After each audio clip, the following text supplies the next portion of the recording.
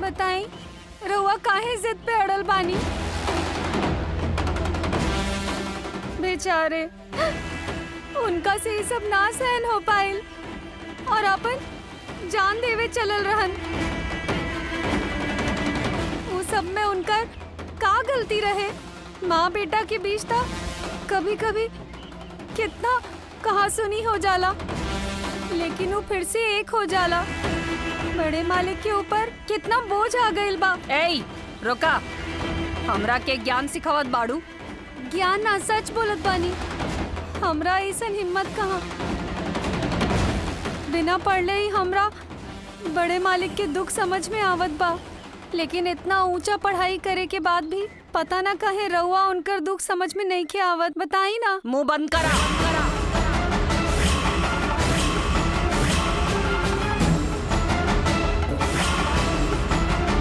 अगर एको शब्द मुंह से निकल लू तो हम का कर देब नहीं खे पता।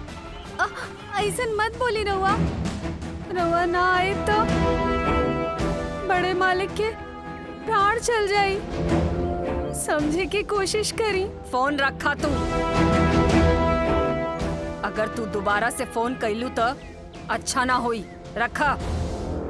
हेलो हेलो, हमारी बात सुनी। Hello hello. हम कहनी ना मैडम कि राउर लाडली बहू खाली रउए से बात कल चाहत बड़ी। मुंह बंद करा। कौन बहू? केकर बहू ही आऊ? एगो ना समझ ले कि कुछ भी बोली ता मान लेबा का? अगर फिर कब्बो ऐसन फोन कॉल लाके देबा ता उहे तहार नौकरी के आखिरी दिन हुई। अभी वो नंबर के ब्लॉक करा। हाँ ठीक बा मैडम। हाँ, और ध्यान रखा दूसर नंबर से भी कॉल आइल और कहलस कि हमरा से बात करावा या केहू और से बात करावा तब फोन काट दिहा। हाँ ठीक बा मैडम। समझ गईला ना? जा। Yes madam.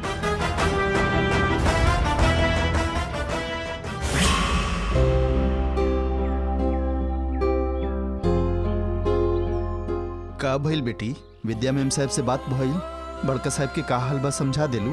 वो हमार पूरा बात सुनती तब ना आधा पे फोन काट देली। बड़े मालिक के नाम सुनते ही वो तो आग बबूला हो गईली। हम बात करे के चाहत रही मगर वो तो फोन ही काट देली। मतलब विद्या मैम साहब बिल्कुल नहीं बदलल बेटा, जैसन पहले रही अभी वैसा ने बाड़ी।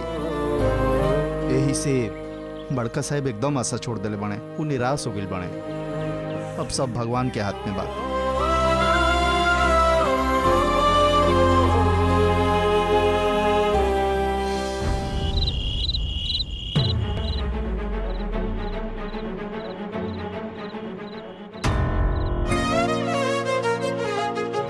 Excuse me madam.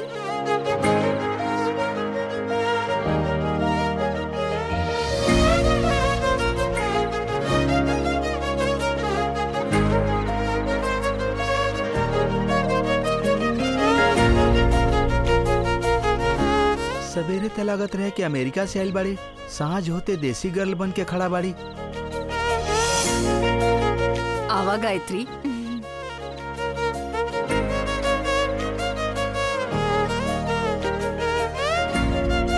हमरा के आशीर्वाद दी मैडम। खुश रहा। आज कुछ विशेष बाका? विशेष का होई हमार ठेंगा, अभी नया नया आइल बाड़ी ना तो कुछ मस्का तो लगावे के ही पड़ी। उहे तो मैडम अमेरिका से पढ़ के आइल बाड़ी, लेकिन कितना संस्कार और आदर भरल बा इनका में। मतलब अमेरिका से पढ़ाई करके आइला के बाद भी आदर संस्कार में कमी नहीं खे। तबो इनका ही पता नहीं खे कि बड़ लोग के पैर छुअल जाला। बेचारी शायद अभी भुला गई हुई हैं। शादी के खुशी में इनकर मन में आशीर्वाद लेवे के ख्याल ना आइल हुई। शादी के बाद सुन के तो कोनो भी लेके शर्मा जाली। ये इतना सीरियस काहे हो गइल भाई? ऐसन कोनो बात ना है। हमार थीसिस बाकी digital education system of India के ऊपर एगो प्रोजेक्ट कर रहल बानी। ई प्रोजेक्ट पर हमरा साथे और लोग भी जुड़ल बाड़े और कि हमार प्रोजेक्ट अप्रूव हो गइल बा, ऐसे फोन आइल रहे मैडम। वेरी गुड बेटा। Thanks madam. और ई पहला बार इंडिया में भइल बा मैडम। और ई प्रोजेक्ट इंडिया में नंबर 1 डिजिटल प्रोजेक्ट हो जाई। सवेरे हम तहरा के देखनी त हमरा लागल कि हमार बहू के बहन आइल बाड़ी, ज्यादा ध्यान ना देनी, आइल बाड़ू और चल जाइबू। मगर अभी पता चलल कि नंबर 1 लड़की आइल बाड़ी, जे लड़की नंबर 1 पे रहे खातिर प्रयास करेले। ऐसन होनहार लड़की के त हम बहुत पसंद करेनी। हम तहरा से बहुत खुश बहिनी, बहुत अच्छा। और तोहरा प्रोजेक्ट खातिर कोई सहायता लागी त हमरा से जरूर कहिह। नंबर 1 बाड़ू ना, यही से अभी मैडम से जौन भी बोलबू कर दी हैं, जौन मंगू दे दी हैं। हमरा तो बस आपके आशीर्वाद चाहिए मैडम, और कुछ नहीं। Good night madam.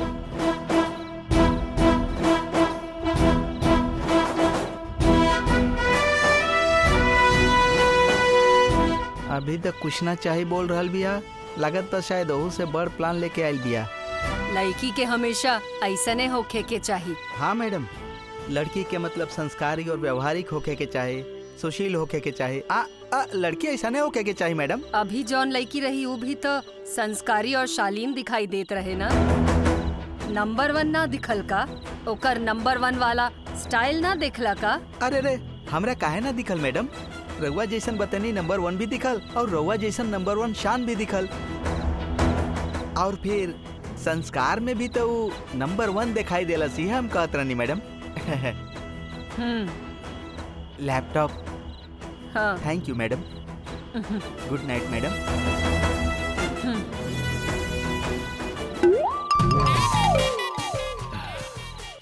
हमार तो जबाने फिसल गिल रहे, जैसे तैसे करके हम बात के संभाल तले नहीं, ना तो हमार तो आज खेल खत्म हो गई रहे।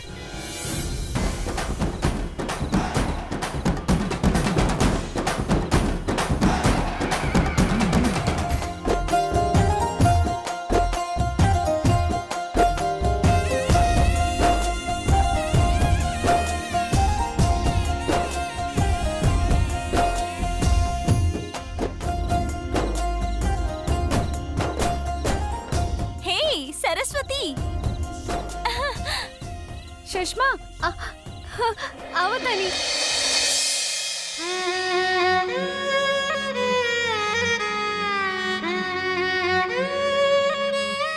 कैसन बाड़ू तू? हम एकदम अच्छा बानी। दादी, रहुआ कैसन बानी? हम अच्छा बानी सरसू, लेकिन तू अकेले काहे आयल बड़ू? तहार बहन कहाँ बाड़ी? बहिन मेला देख रहल बाड़ी, दर्शन करके हमहू चल जाइब। अरे तब तो पहले जाए के चाहत रहे ना, अब तक तो घूमल भी हो जाए। हमनी के पीछे काहे आयलू है तू? अकेले आगे बढ़े से अच्छा बाकी 4 कदम साथे चले के चाहिए। आपन लोग के साथे चले में बहुत खुशी मिलेला। हमनी के सरसू एकदम सोना बाड़ी।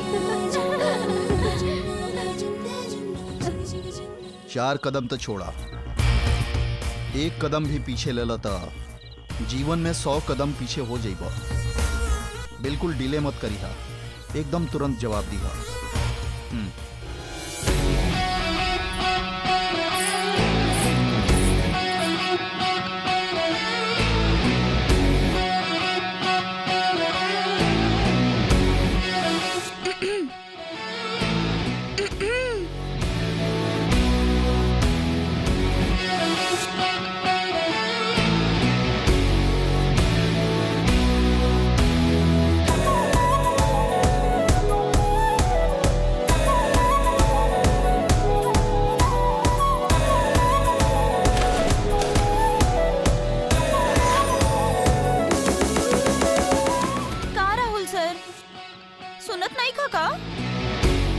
फेसबुक पे गर्लफ्रेंड से चैट करत आड़ा ना? What are you talking?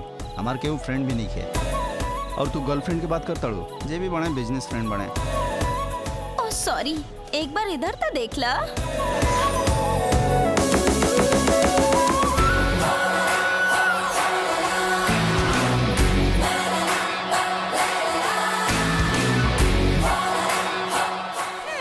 देखे खातिर कहली तो दीवाल घड़ी के सुई जैसन मुंडी काहे हिलावे लगला? हाँ, इधर देखा, तोहरा खातिर लहंगा चुनरी पहले बानी, कम से कम देख के कुछ तो बोला, एगो कमेंट, कॉम्प्लीमेंट कुछ तो कर दो। लगा तो जैसे तोहरा पास दिले नहीं के बा। दिल? ये बस एगो शब्द ह ओकरा खातिर जेकर जीवन में कोनो लक्ष्य ना होके। एगो लक्ष्य होके के चाही और बिना केहू के आगे सर झुकैले हासिल करे के चाही। इतने ना, जीवन में जे हर छोट बात पर खुश हो जाला ऐसा इंसान के हम एकदम पसंद ना करीला। हर एक छोटा बात पे खुश होके वाला आदमी हमरो के पसंद नहीं खे।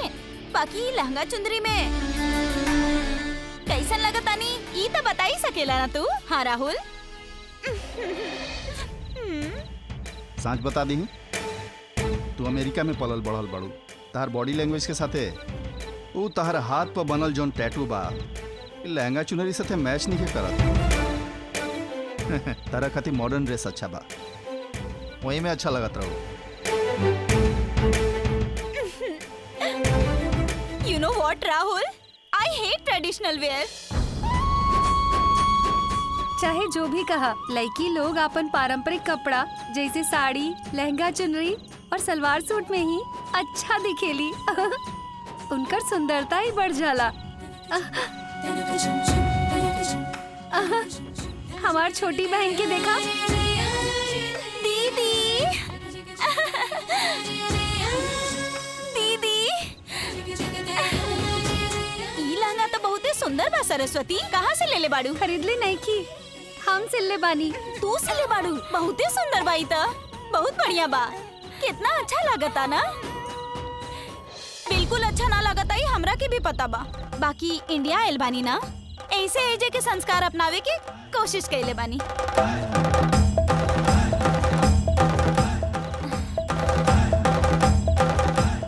तोहरा जीवन में आवे वाली लड़की कैसन होखे के चाहे Rahul? To be very frank, ये बारे में अभी तक कुछ नहीं सोच ले गायत्री, लेकिन तू पूछ लू ऐसे बता रहल बानी।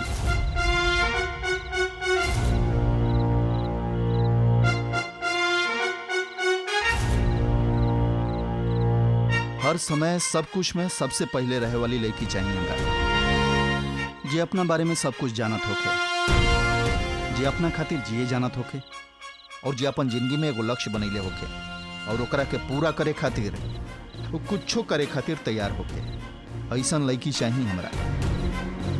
हर मामला में नंबर 1 लड़की चाहिए हमरा।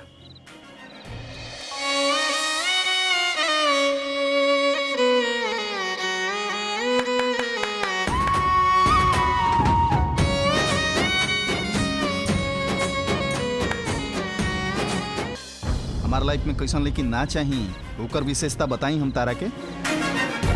उस सोसाइटी में समाज सेवा के चक्कर में घूम घूम के मदद करे, दूसरा के काम के फेर में वो अपन काम पर तनको ध्यान ना देवे, ये सब में समय खराब करत होके।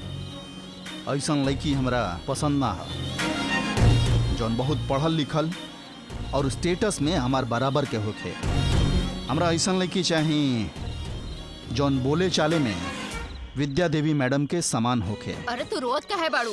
जब से मंदिर आयल बाड़ू हमर जान खा गेल बाड़ू। चुपचाप रह नहीं तो थप्पड़ मारब। अरे कहानी ना, चुप हो जा तू। काहे छोट बच्ची के इतना डांट रहल बाड़ू? अरे का करी बेटी, ये मंदिर आवे खातिर जिद पकड़ ले रहे। एकर पैर ठीक नहीं के फिर भी हम मेहनत करके के मंदिर लेके आई नी। अब आके जिद करत या कि ओइजा जाके सबके साथे दिया जलाई और साथे कहते कि दान पेटी में जाके दान भी करी। नहीं खे त का दीप जलावे के मन करता ना। पैर नहीं खे तो का भइल? दिया जलावे के मन बाता जलावे दी। सरसू हमनी के का चला चला जाए। अरे बेचारी बच्ची के इतना मन बा, तू काहे नहीं को करे दे?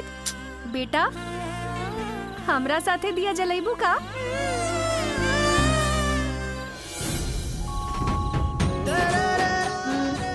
बेटा एकरा से जला द, ध्यान से करा।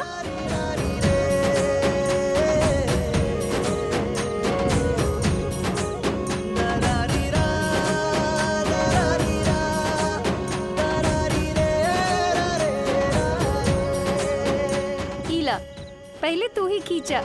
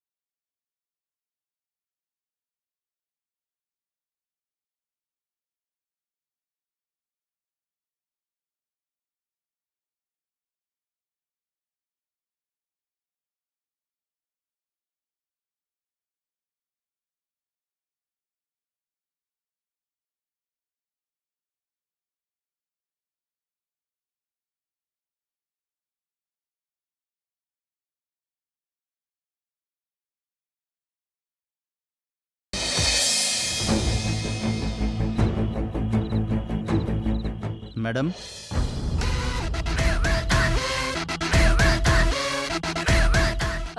Rahul, special gift for you madam. Special order देके बनवावल पेन, ये बस एक के पीस बनल बा।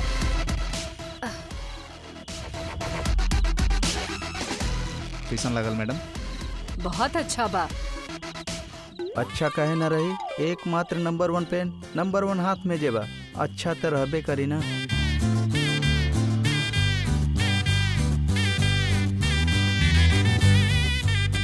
Good night madam. Good night. Good night बाबू। या गुड नाइट।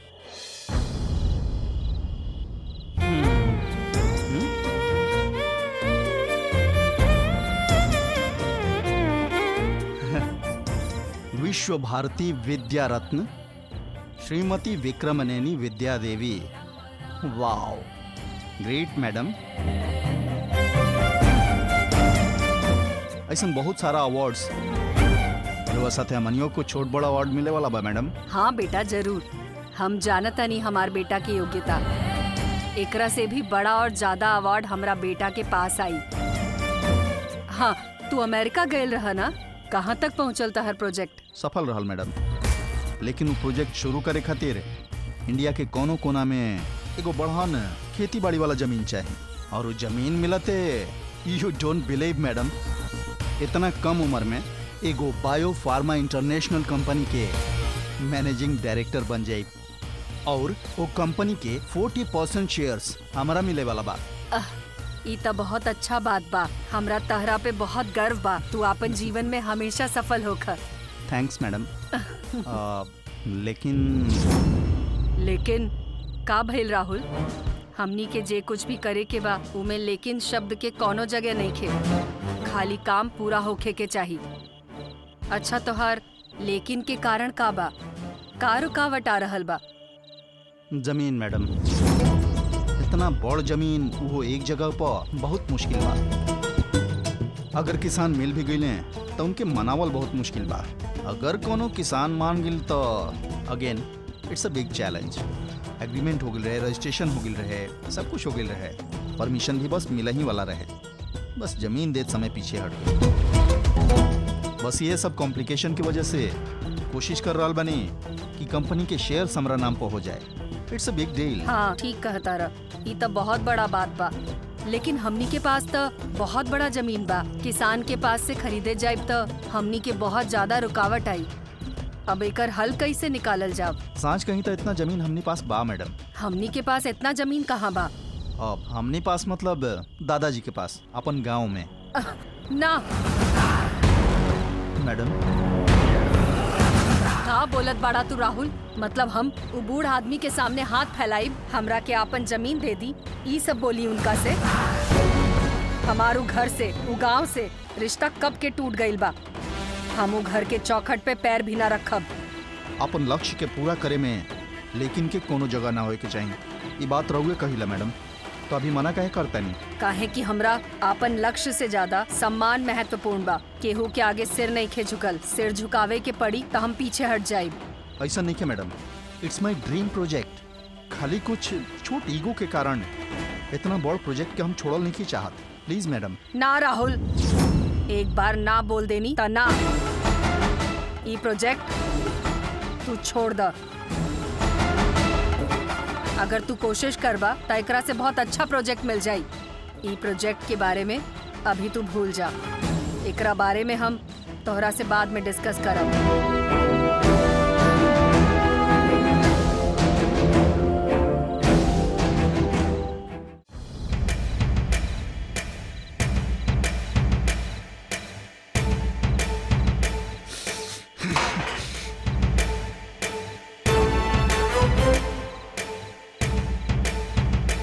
राहुल, राहुल का भइल बा तोके? काहे इतना गुस्सात बाड़ा? अमेरिका से आवते ही तू माँ के साथ ऐसे काहे बात करत रहला? हम जब पूछनी में गलत का बा? वो प्रोजेक्ट सालों से हमारा सपना बा, हमार जीवन बा। जस्ट यूजलेस ईगो के वजह से ये प्रोजेक्ट के हम छोड़ल नहीं की चाहत। माँ के उ गांव और दादाजी पसंद नहीं खे, एमे का कर सकता नहीं? पसंद ना पसंद से का मतलब बा? It's just an emotion. जरूरत के हिसाब से आदमी के बदल जाए के चाहिए। कहीं इतना आसानी से जमीन ना मिली। हमरा जमीन मिले में ही परेशानी आई। हम कभी ना सोचले रही, कभी ये पर ध्यान ना गिल रहे। अगर हम खोजे जाए कि इतना जमीन एक साथे मिल जाए तो कम से कम साल भलाग जाई और उतना दिन प्रोजेक्ट हमारा इंतजार ना करी। वैसे भी दादाजी से जाके बात करे से प्रॉब्लम सॉल्व कर जा सकेला। कुछ नहीं क्या हो सका। जब तू अमेरिका में रहला, दादाजी यहाँ आई रहला। घर से दादाजी के जाए के कहल गई। अब दादाजी के पास जाके उनका दौलत कैसे मंगबा, खुद सोचा। व्हाट? दादाजी घरे अले, उनके जाए के कह दिल गई। भैया हमने जब घर छोड़ ले रही ओकरा बाद इतना सारा दौलत खुदे चल के हमनी के पास आइल रहे और उनका के जाए के कह दिल गई।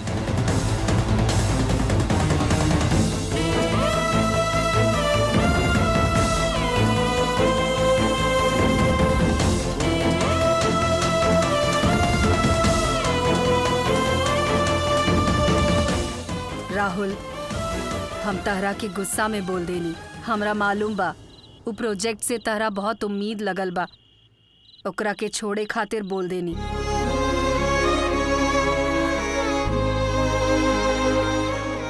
तहरा बहुत दुख हो रहल बा ना? दुख तो हमरा भी बा। गांव में खेत रही तभी उ प्रोजेक्ट पूरा हुई, यही खातिर हम बोल देनी। अगर फिर से तू हमरा सामने वो बात करबा तो फिर से हमार जवाब वो प्रोजेक्ट के बारे में कभी भी बदले वाला नहीं खे राहुल। लेकिन मैडम हमरा के बात पूरा करेदा। देखा, तोहार अंदर बहुत हुनर बा, कोई भी बिजनेस कर लेबा और ओकरा के सफल बना देबा। दूसर कुछ भी सोच ला, पैसा कितना भी खर्च होई मत सोचा, हम करब। जरूरत नहीं है मैडम, हमरा वह प्रोजेक्ट करे के बाद। कोई और भी जरूरी काम बा तो हम कर लेब। ना मैडम, अभी हमारे दोस्त के मैसेज आयल रहे। चेन्नई के पास में एगो जमीन मालिक के पास इकट्ठा बहुत सारा जमीन बा। वो खातिर हमरा एक बार वो जमीन के मालिक से जाके बात करे के बा। गुड, ई भइल ना एगो बात। देखला ना, अभी कोई रास्ता ना दिखाई देत रहे, लेकिन जैसे बात भइल समस्या के समाधान अपने आप निकल गई। अभी सोचनी है मैडम, सब कुछ के सॉल्यूशन हम निकाल ले। गुड, लेकिन गांव और खेत के बारे में बात मत करी है। Good night. Good night madam.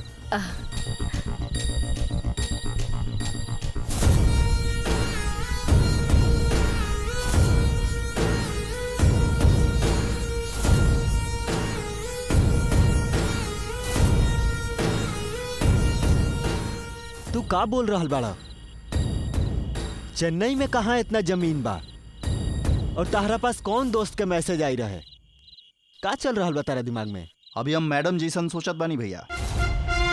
मंजिल के रास्ता कितनो कठिन होके बस ऊपर चल पड़े के चाहिए, कोनो तरह रुके के ना चाहिए, चाहे कितनो मुसीबत होके। मतलब? अरे वह मतलब ना समझनी। आँख के सामने दादाजी के सोना जैसन खेत के रहते चेन्नई और मुंबई का खातिर जाई। हम अपन मंजिल पावे खातिर महेंद्रपुर खातिर निकल जाई। का बोल रहल बाड़ा तू? अगर माँ के पता चल गल तब? पता कैसे चली? वैसे भी माँ के वो गांव के कोनो आदमी से कोनो तरह के संबंध नहीं के। वहाँ के बाद पता चलल संभव नहीं है। तब अब इन्हें के सब मामला सेफ बा। अब रहल बात कि दादाजी के गांव जाके कैसे मनाएबे, ये अभी सोचे के बाद। दादाजी के दौलत के जरूरत नहीं है, जरूरत बात उनका हमनी के प्यार के। वो दिन दादाजी आके चल गए तो बहुत दुख भइल रहे। अगर तू दादाजी के पास जेबा तो उतारा के देख के बहुत खुश हो जाइए। तू आराम से जा, परेशान मत हो खा। हम यहाँ माँ के शक ना हो पाए एकर ध्यान रखब।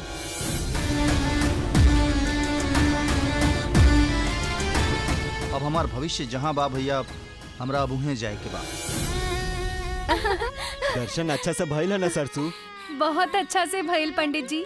ई साल भगवान हमार मनोकामना जरूर पूरा कर दी है। पंडित जी बोले तू सबके भलाई खातिर सोचे ले, भगवान तो सबकर इच्छा पूरा कर दे ले, तो तहार इच्छा तो जरूर पूरा होगी। तू सबकर भलाई सोचे लू ना। अब बतावा भगवान से का मांगलू हा? और का मंगे? सबके भलाई के साथे साथे अपना खातिर अच्छा पति भी मंगी है। ऐसन का तहरा खातिर तो राजकुमार जैसन लड़का रथ पर बैठ के आई बेटी। सच में पंडित जी? तो फिर एक राजकुमार ना दूगो चाहिए। हमरा दूगो राजकुमार चाहिए। भगवान से बोल दी दूगो राजकुमार भेजे खातिर। हाँ? दूगो राजकुमार? एगो हमरा खातिर और एगो हमार बहन खातिर। ये तो अच्छा बात बा। खुद चाहे कितनो दुखी हो खस, लेकिन सबके हंसा के खुश कर देली सरसू। ठीक बा सुषमा, हम जाते ठीक बा नहीं। सरस्वती, तोहरा कारण सब कुछ अच्छा से हो गई। ठीक बा, बाद में मिलब। हाँ ठीक बा सुषमा। चला माई। ठीक है सरसू, चला ठीक तनी है सरसू। सरसू। हाँ चला।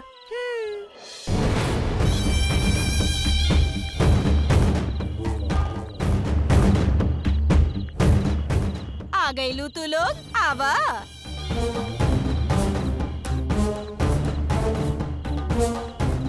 हो गइल ना तोहनी के बढ़िया से घूमल फिरल। अब घर के काम होके चाहिए ना। ई सब से तू लोग के का मतलब है? हम ठीक कहतानी न महारानी? ढकमनी आ गईली तो फिर काहे चिल्लात बाड़ू? चिल्ला के ना बोली तो और का करी? हाँ, खुद तो गइल और अपन बहन के भी साथ लेके गइल। पूरा गांव में अपन बहन के घुमावल जरूरी रहे। जैसे जैसे आज अगर ना जेती तो मंदिर के दरवाजा हमेशा खातिर बंद हो जाए और ये लोग के आरती और प्रसाद ना मिले। मंदिर गइल चलो ठीक है, लेकिन मंदिर गइल तो ताला के चाबी अपना साथ काहे लेके गइल? पूछा ये लोग से। अरे ये लोग के घर में खाना ना मिलेला का जे मंदिर जाके प्रसादी खाए के जरूरत पड़ता? माँ, मंदिरे तो गइल रहे, कहीं और थोड़े गइल रहे। हमनियों के तो जानी जा। हाँ गईली, बाकी ये बतावा पूजा खाली राते के होवेला का? अपने तो गईबे कैली, एकरो के साथे लेके गईली। हमेशा हम कहेनी कि बिना बतैले मत जाइल करा, और गईलू तो ताला लगा के चल गईलू। अब इनकरा लोग के इंतजार में बाहर खड़ा रही हमनी। ताला हम नहीं खी लेके गए मामी। देखियो खिड़की के पास रखल बा। अच्छा,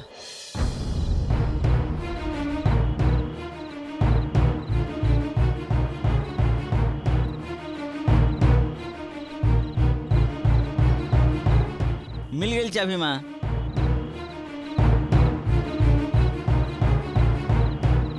कुछ भी तहरा बोले के पहले 2 बार सोचे के चाहिए, यही से कहिला। ताला खिड़की पर ही रखल बा और तू ये लोग पर चिल्ला रहल बाड़ू। चुप रही रहुआ। खिड़की पे ताला रखल बा, बिना बतैले हमरा के कैसे पता चली? एकरा बता के जाइल चाहत रहे ना? हम प्रभा के बोल के गइल रही।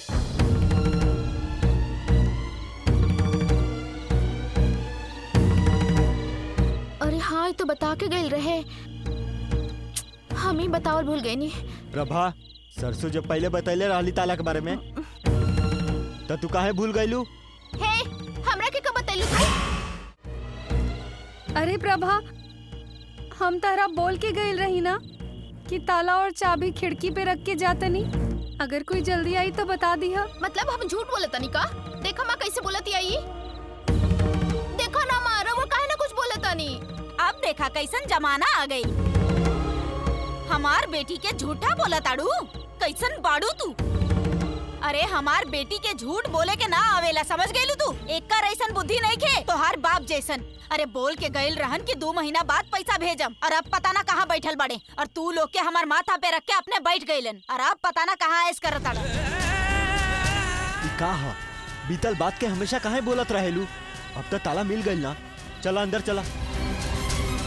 ये दोनों लोग से एक पैसा की उम्मीद नहीं खे हमरा, बाकी हम कुछ कह ना सकेली इनका के। चला ताला खोला घर के। द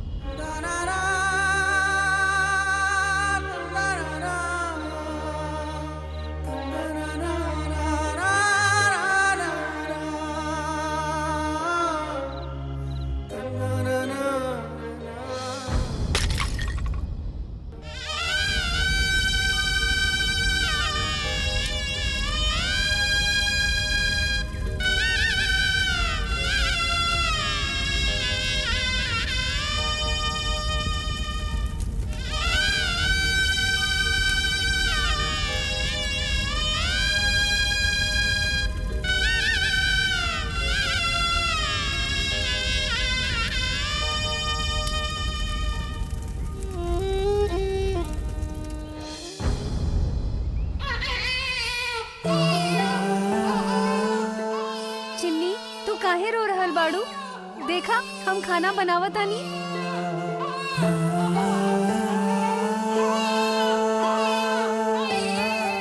अरे रे हमार चिन्नी, तू काहे रोवा तारू? का भइल तोहरा?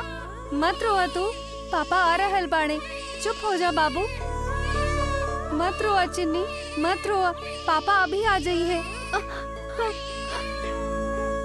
भूख लागल बाका, अभी खाना लेके आवतनी, हम अभी आ रहल बानी, तू बस चुप हो जा, अब तू मत रोवा।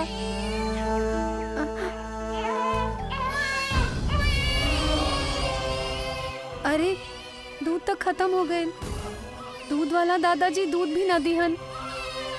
चिन्नी भूख से बहुत देर से रो रहल बाड़ी, अब का करी? अरे अब कैसे हुई?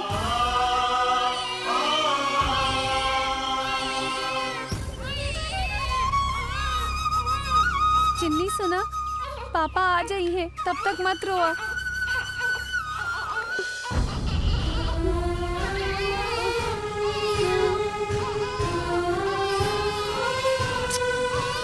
अरे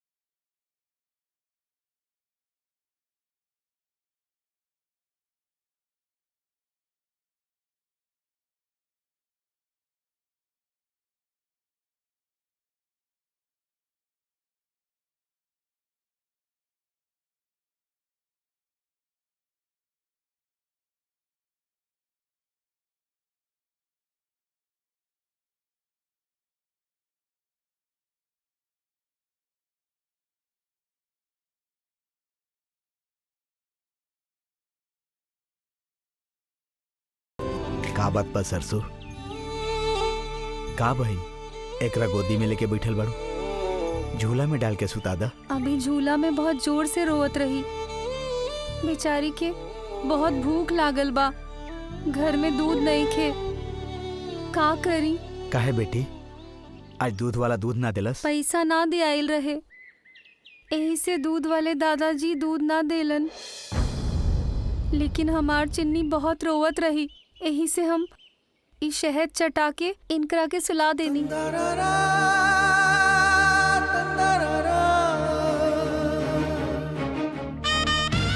हे भगवान, कितना परीक्षा लेबा तू हमार पत्नी के छीन लेला और बच्चा लोग के इतना परेशान करत पड़ा।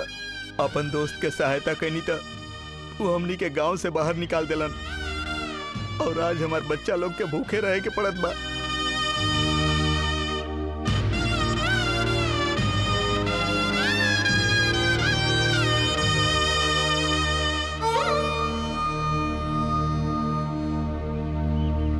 तुहार माँ के गैला के बाद हमार जीवन खत्म हो गल रे बेटा। ना बेटा ना, अब तू लोग से ही हम अपन नया जीवन के शुरुआत करब। चाहे कुछ भी करे के पड़े, कितनो कष्ट झेले के पड़े, हम अपन जिंदगी के गिरवी रख के भी तू लोग खातिर सब कुछ अच्छा करब।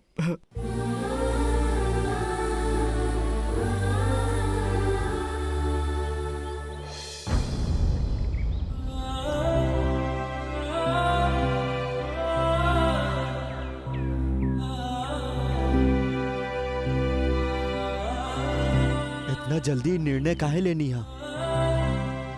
बच्चा लोग के छोड़ के इतना दूर चल जाए तो अकेले कैसे रहो? तनी एक बार फिर सोच ली। सब कुछ सोच समझ के ही निर्णय ले ले बानी हम। अब हमरा खातिर गांव में का बचल बा, सब चल गई। खेत बारे भी छीन लेलन। बड़का मालिक के डर से केहू गांव में हमार सहायता नहीं करत। अपन बच्चा लोग के कैसे पाली?